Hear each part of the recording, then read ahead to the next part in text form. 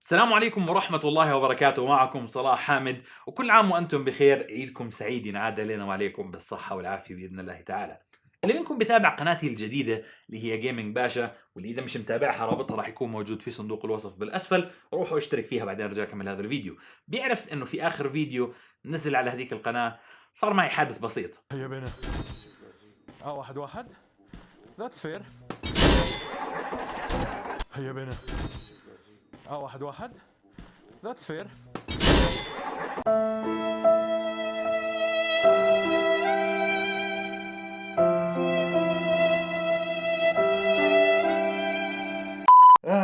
نعم، شبطت واحدة من الشاشات بوكس وانخزقت، فللأسف الشديد في آخر أسبوع تقريبا قعدت أستخدم شاشة ال 4K الرئيسية وشاشة واحدة من الشاشات اللي هي ما انكسرت. فالموضوع اختلف بالنسبة لي شوي، ولكن أنا بحب الشاشات الإضافية. اللي بتابعني من زمان بيتذكر حتى من أيام ما كنت أشتغل على لابتوب كان في شاشة على اليمين وشاشة على اليسار.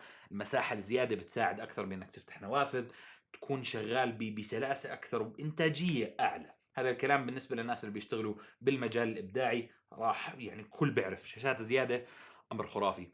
ولكن بعد ما يعني واحدة من الشاشات رحمها الله عندي، فسويت شوية مكالمات وجاءتني الصدمة اللي اوريدي مكتوبة في العنوان واللي انتم عارفين ايش هي، فمش راح اخر الموضوع اكثر من هيك. خلينا افرجيكم اياها. هذه هي اوتش شاشة سامسونج العملاقة، اللي هي اعرض الترا وايد على وجه الارض، او مثل ما سامسونج بيحبوا يسموها السي 49 اتش 90 دي ام. خلينا نبلش.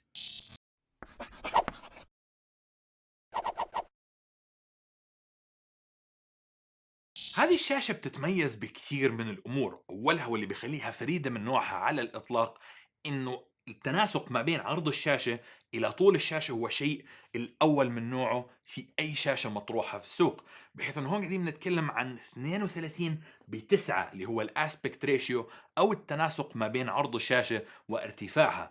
فهذا الكلام لو بدي أقارنه بشاشة طبيعية، على سبيل المثال هي شاشة بحجم 27 انش، حرفيا الشاشة عبارة عن شاشتين من هذا الحجم محطوطين جنب بعض. وهذا الكلام لا ينطبق فقط على الاسبكت ريشيو، بل ايضا ينطبق على الدقة. فهون قاعدين نتكلم عن عرض 3840 بكسل في 1080 بكسل.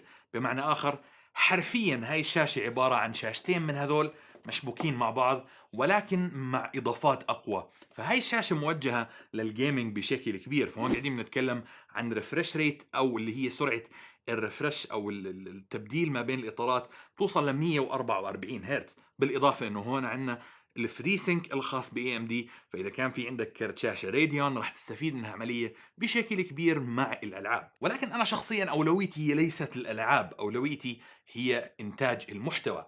وهذا الاسبكت ريشيو خرافي جدا لهالموضوع، فكميه الامور اللي بقدر اعرضها عليه رهيبه جدا. بالاضافه انه لامور مثل بريمير، لامور مثل فوتوشوب، لامور مثل اني افتح اكثر من نافذه جنب بعض، هاي الشاشه يعني فيها قدرات ضخمه جدا. راح نتكلم عن السوفت وير الخاص لها بالمقدمه او خلال هذا الفيديو ان شاء الله. الان هذه الشاشه وزنها 15 كيلو ونص، مش ابدا مش خفيفه. فعلشان هيك سامسونج صمموا لها ستاند غريبه جدا وبتملك ميزات جدا جميله. اولا، الستاند نفسها هي هايدروليك، بمعنى اخر بامكانها انها ترفع وتنزل بكل اريحيه وبكل سلاسه بدون ما تحس باي وزن للشاشه نفسها. ما في اي نوع من انواع الجهد اللي راح تبذله علشان تحرك هاي الشاشه، بل بتقدر باصبع واحد انك تعمل اي ادجستمنت انت بدك اياه. قدرة الشاشة نفسها على الحركة جدا ممتازة، فبإمكانك أنك تحركها يمين ويسار بزاوية لا بأس فيها وجيدة جدا.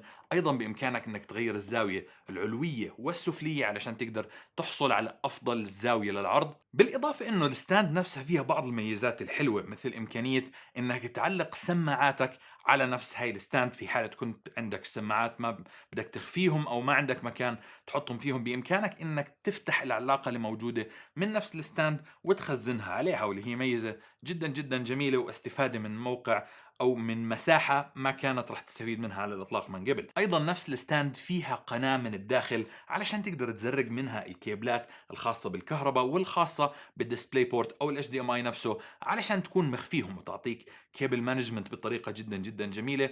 والأمر اللي بينقلنا إلى المنافذ، هالشاشة مزودة بمجموعة ضخمة من البورتس اللي بتتضمن منفذين HDMI، منفذ ديسبلاي بورت بالحجم الكبير ومنفذ ميني ديسبلاي بورت، بالإضافة لأنه في عندك USB هب مبني من نفس هاي الشاشة، فباستطاعتك إنك تشحن أجهزتك من نفس هاي الشاشة عن طريق منفذين USB اللي موجودين عليها.